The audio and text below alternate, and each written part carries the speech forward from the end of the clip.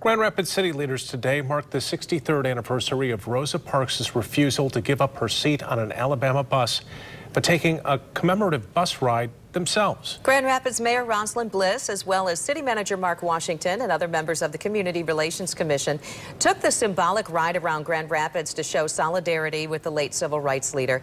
She made her history-changing decision back on December 1st, 1955, in Montgomery, Alabama. Following the bus ride, winners of the annual Rosa Parks essay contest for middle and high schoolers were announced.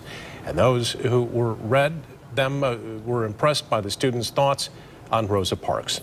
About how young people are living out the legacy of Rosa Parks.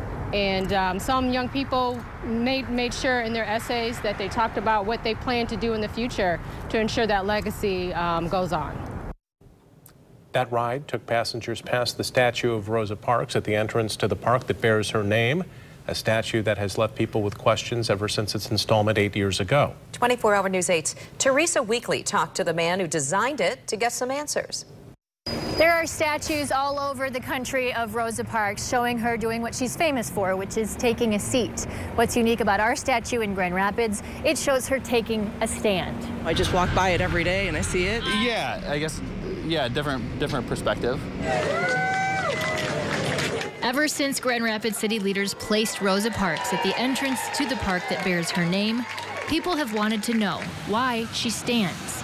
Maybe she has risen to the occasion and has spoken for all mankind that God is good and we are all created equal. The man who designed this statue didn't portray the great civil rights hero this way by accident. And artists have depicted her from just horribly insipid-looking images of her, and not, and she was only 5 feet tall, close to 5 feet tall, and she was a very small woman, and and I agree it's hard to have her sitting down. Ed Dwight is from Colorado. He doesn't want future generations to know Rosa Parks as a small figure. I wanted people to remember her as kind of a monumental historical figure, rather than this little insipid woman that everybody felt sorry for. Dwight was an astronaut, not someone you would have guessed would end up designing monuments of historical black figures. He was the first African-American astronaut, but went to mostly white schools without much education in black history. And I didn't know who Rosa Parks was until I was 42 years old. And so, or Harriet Tubman, I had no idea who these people were.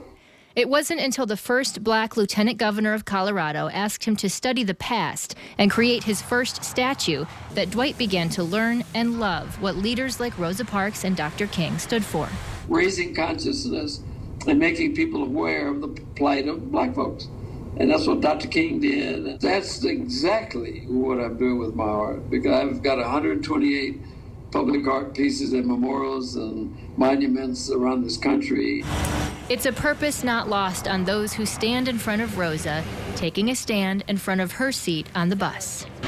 It means that I have a chance, and there's nothing that I can't do, and she made it possible for me to be able to do the things that I want to do that we couldn't do back then. In Grand Rapids, Teresa Weekly, 24-Hour News 8.